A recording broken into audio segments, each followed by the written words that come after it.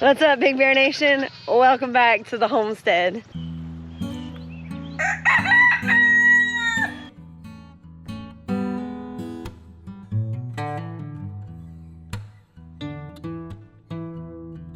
So before I get started on this vlog, I want to make sure that all of y'all pay attention to your clocks and make sure that you sprung forward last night, because you might be late for church right now. So go check that real quick and then check back with me.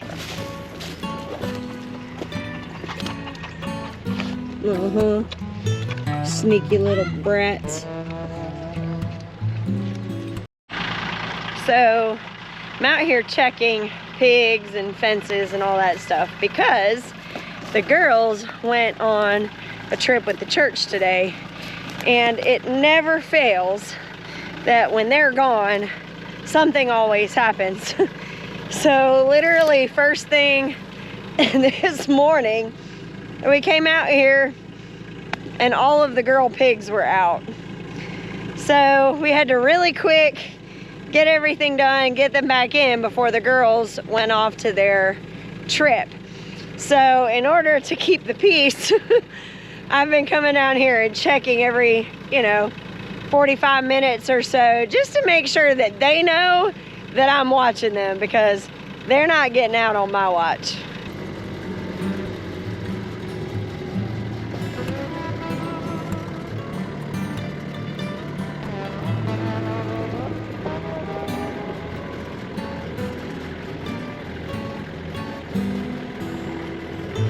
So this is one of my favorite times of the year.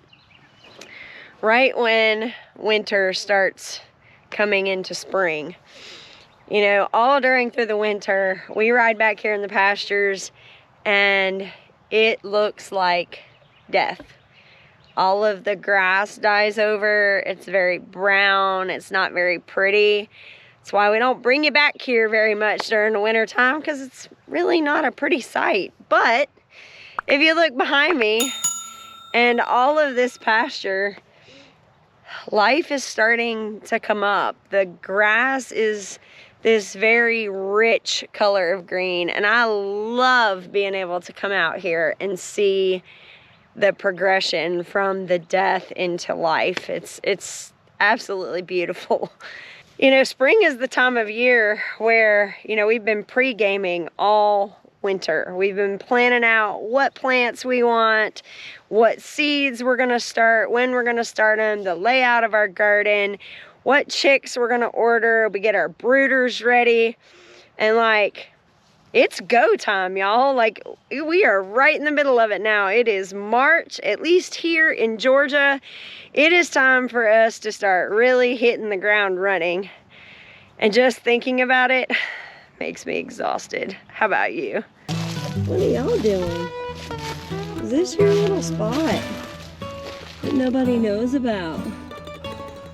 Huh? It's a nice little spot. I thought you had learned. No, don't touch it, don't touch it, don't touch it. Don't touch it. So I always like to come back here into the pasture and just look down. Most people look out and look around, and they see all the beautiful green and all that. But I like to look down because I like to know what things are growing in my pasture. If there's something that's going to be a problem, or if there's something that's going to start taking over that we need to get ahead of. One year we had so much clover, we didn't know what to do with it.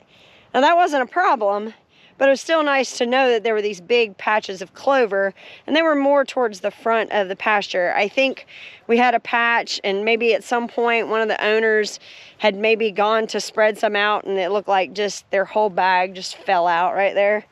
But back here, at least right now, I don't see a whole lot of clover. I do see a lot of other really good stuff for them to eat, and as you can tell, they're taking advantage of it. So we've kind of slowed down on bringing in hay. We're letting them kind of graze on what's out here, and that just kind of encourages the grass to grow even more. Hey, Dory. What's up, girlfriend? You looking pretty good. Hey, Bo. Hey, Duke. Y'all find some good grass over here? Yeah. Some good stuff. Now, another thing I like to do in the spring, because it's been as rainy as it has, we like to keep an eye out for signs of parasites, of worms. So I'm out here kind of paying attention to their backsides, looking at the poo patties that are all over the place to make sure we don't have anybody with any kind of yuck going on. The other reason that parasites can be a problem this time of year is because the grass is just starting to grow up. So the grass itself is still really low to the ground, which is where the parasites like to live. So the higher up your grass, the less chances of them getting parasites.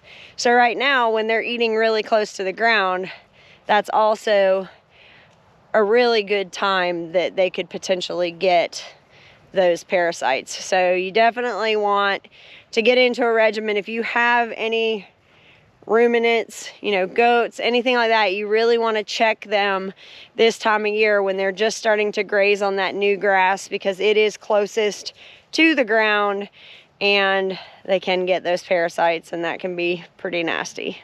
There's so much to do. I even forgot to label one of the things that we needed to do.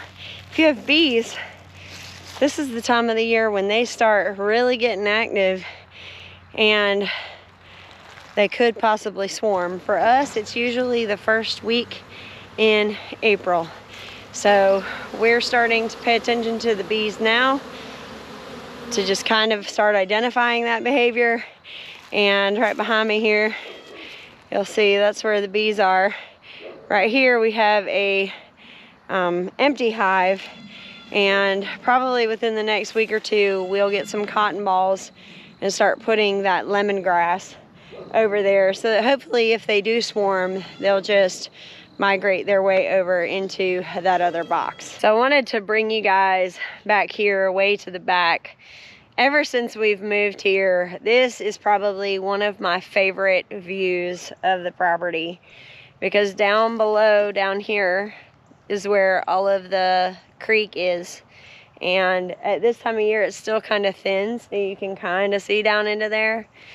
And then down through here, if you look just past the tree, the barn's back here. And to me, it's just this beautiful just spread. I really want to get Jason to take that tree out, because if he took that tree out, I could see all the way into that open pasture. And to me, it's just a reminder of God's blessing. We're not worthy of this place, but he was good enough to give it to us. And this year we are going to do really hard. We're going to work really hard to try and do with it as he planned for us to. We're trying to stay right in the middle of God's will and get it done the way that he wants it done. So we have a lot ahead of us. Like I said before, when you start thinking about all of the things that need to be done, it can get a little overwhelming and a little exhausting. But it's like Jason says, it's kind of like eating an elephant, right? You can't just eat the whole elephant at one time. You got to just take little bites, little bit at a time. And so that's what we're going to do, and that's what I encourage you to do. Thank you for stopping by the Big Bear Homestead. God bless, and have a nice day.